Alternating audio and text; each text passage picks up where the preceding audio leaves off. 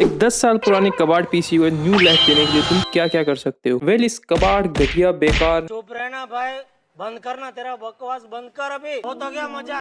तुम कई तरीके से डेवलप कर सकते हो। First, storage upgrade. तुम अपनी हार्ड ड्राइव को हटाकर एसएसडी लगा सकते हो और उसके अंदर अपनी विंडोज को इंस्टॉल करो, फिर देखो स्पीड में जादू। Second, RAM upgrade. RAM upgrade करने पर तुम्हें मल्टीटास्किंग और डिस्प्ले स्पीड में फर्क देखने को मिलेगा। थर्ड, वेल ये कोई कंपलसरी तो नहीं है बट फ्यूचर में प्रॉब्लम दे सकती है। इसके लिए तुम्हें अपनी सीमोस बैटरी को चेंज कर लेना चाहिए। ऐसी वीडियो के लिए मुझे सब्सक्राइब करो।